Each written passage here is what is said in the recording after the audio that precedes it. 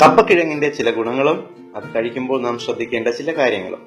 കപ്പക്കിഴങ്ങ്, മരിച്ചീനി, കൊള്ളിക്കിഴങ്ങ് ഇങ്ങനെ പല പേരിൽ അറിയപ്പെടുന്ന മലയാളികളുടെ ഈ പ്രിയപ്പെട്ട വിഭവം യഥാർത്ഥത്തിൽ സൗത്ത് അമേരിക്കൻ വംശജനാണ് എന്ന് പലർക്കും അറിയില്ല. ചെറിയ ചിലവിൽ രുചിയേറിയതും പോഷകഗുണമുള്ളതുമായ ഭക്ഷണമാകാനുള്ള കഴിവുകൊണ്ടാണ് കപ്പക്കിഴങ്ങ് നമുക്ക് ഇത്രയേറെ പ്രിയപ്പെട്ടതാകുന്നത്.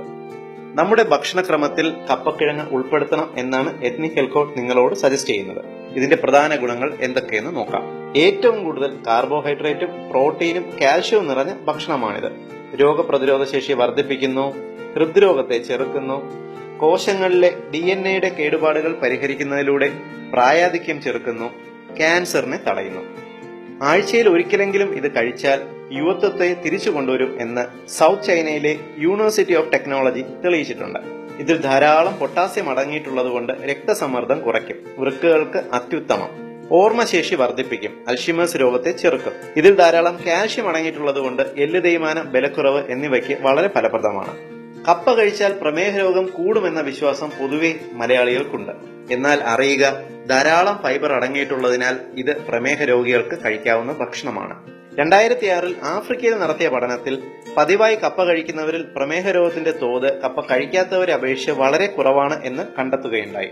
നാം ദിവസവും കഴിക്കുന്ന തവിടില്ലാത്ത വെള്ളയരി ഉപയോഗിച്ചുള്ള ഇഡ്ഡലിയും ദോശയും ചോറുമെല്ലാം ഉപയോഗിക്കുന്നതിനേക്കാൾ വളരെ സുരക്ഷിതമാണ് കപ്പ എന്ന് തിരിച്ചറിയുക. നിങ്ങൾക്ക് മൈഗ്രെയിൻ തലവേദനയുണ്ടോ എങ്കിൽ കപ്പ കഴിക്കുക, തലവേദനയ്ക്ക് ആശ്വാസം ലഭിക്കുന്നതാണ്. ജന്നി അഥവാ ഫിറ്റ്സ് രോഗത്തിന് വളരെ ഫലപ്രദമായ ഭക്ഷണമാണിത്. മുടിപൊഴിച്ചിൽ, പ്രത്യേകിച്ച് തലയോട്ടിയിലെ ഫംഗസ് ബാധ ചെറുക്കാൻ ഇത് വളരെ ഫലപ്രദമാണ്.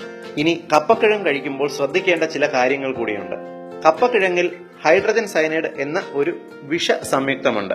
കപ്പക്കിഴങ്ങ് വെള്ളത്തിൽ തിളപ്പിക്കുമ്പോൾ ഈ രാസവസ്തു ഏതാണ്ട് 90% വെള്ളത്തിൽ അലിഞ്ഞു പോകുന്നു. പക്ഷേ ബാക്കി 10% അതിൽ തന്നെ ഉണ്ടാകും.